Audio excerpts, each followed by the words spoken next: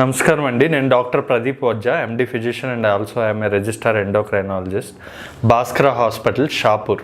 అసలు షుగర్ టెస్టులు చేయించుకునేటప్పుడు తీసుకోవాల్సిన జాగ్రత్తలు ఏంటి అన్నది మనం తెలుసుకుందాం. యాక్చువల్లీ షుగర్ టెస్ట్ అంటే ఎఫ్బిఎస్, పిఎల్బిఎస్ కానీ, హెచ్బిఏవన్సీ కానీ, లేదా లిపిడ్ ప్రొఫైల్, థైరాయిడ్, ఇలాంటివన్నీ కామన్గా మనం తీసుకోవాల్సిన జాగ్రత్తలు ఏంటి అంటే, ఎఫ్బిఎస్ అంటే ఫాస్టింగ్ షుగర్ లెవెల్స్ అన్నవి చెక్ చేయించుకోవాలంటే మినిమమ్ 8 to 10 hours గ్యాప్ ఉండాలి. అంటే ముందు రోజు రాత్రి 1 గంటకో 2 గంటలకో తిని అట్లా కాకుండా మినిమం 8 to 10 hours గ్యాప్ ఉండాలి. FBS fasting blood sugar levels check చేసుకోవాలంటే. పోస్ట్ ప్రార్డినల్ అంటే 2 hours తర్వాత, అంటే తిన్న 2 hours తర్వాత మనం చేయించుకోవాలి పోస్ట్ ప్రార్డినల్ షుగర్ లెవెల్స్. అప్పుడు ఎగ్జాక్ట్ వాల్యూస్ అనేవి వస్తాయి. ఇవే కాకుండా ఇంకా మనం తీసుకోవాల్సిన జాగ్రత్తలు ఏంటి అంటే, ఆల్కహాల్ అనేది 24 hours కన్జప్షన్ చేయకూడదు. షుగర్ టెస్ట్ చేయించుకునేటప్పుడు కానీ, థైరాయిడ్ కానీ, ఏ బ్లడ్ టెస్ట్ అయినా కూడా ఆల్కహాల్ కన్జప్షన్ అనేది 24 hours మినిమం ఉండాలి, చేయకుండా ఉండాలి.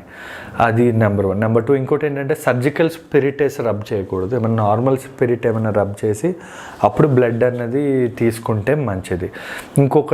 ఇంకా షుగర్ చేయించుకునేటప్పుడు పొద్దున చాలామంది చేసే తప్పులు ఏంటి అంటే, పొద్దున పూట చాయ్ తాగి వెళ్ళడం కానీ, అంటే ఫాస్టింగ్ షుగర్, మెయిన్గా ఫాస్టింగ్ షుగర్ అనేది ఇంపార్టెంట్.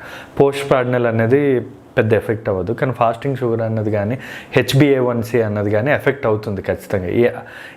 ఏం చేయాలి అంటే, కొంచెం వాటర్ అనేది తాగి వెళ్ళొచ్చు, కానీ ఛాయ్గా టీలు, కాఫీలు అలాంటివి ఏవి తాగి వెళ్ళకూడదు. వాటర్ ఫుల్గా తాగడం వల్ల కొంచెం డీహైడ్రేషన్ ఉన్నా కూడా షుగర్ లెవెల్స్ తగ్గే అవకాశం, పెరిగే అవకాశం ఉంటుంది. వాటర్ తాగి వెళ్తే ఆ డీహైడ్రేషన్ అదేం తెలియదు, నెంబర్ 1. ఇంకోటి ఏంటి అంటే, కొంచెం ట్యాబ్లెట్ వేసుకోకుండానే ఫాస్టింగ్ షుగర్ లెవెల్స్ చేసుకుంటే మనకు కరెక్ట్గా తెలుస్తుంది.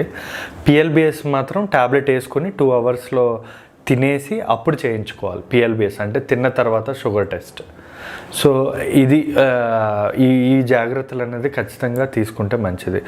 ఇంకా చెప్పాలి అంటే, అసలు ఇంకొక హెచ్బిఏవన్సీ అంటే ఏంటి అని కూడా చాలా క్వశ్చన్స్ వచ్చాయి. ఎందుకంటే చాలామంది రాసేది FBS fasting sugar levels, PLBS post prandial sugar levels, ఇవి 100 rupeesకి అయిపోతాయి కాబట్టి చాలామంది ఇదే రాస్తారు.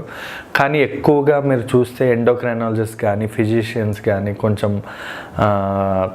ఎంబీబీఎస్ డాక్టర్స్ కానీ, క్వాలిఫైడ్ డాక్టర్స్ అయితే మ్యాక్సిమం హెచ్బిఏవన్సీ అనేది రాస్తూ ఉంటారు, ఈ ఎఫ్బిఎస్, పిఎల్బిఎస్ కాకుండా. ఎందుకు అంటే దానిలో చాలా ఇంపార్టెన్స్ ఉంది. దానిలో తెలిసినంత పర్ఫెక్ట్గా షుగర్ లెవెల్స్ ఎఫ్బిఎస్, పిఎల్బిఎస్లో తెలియవు.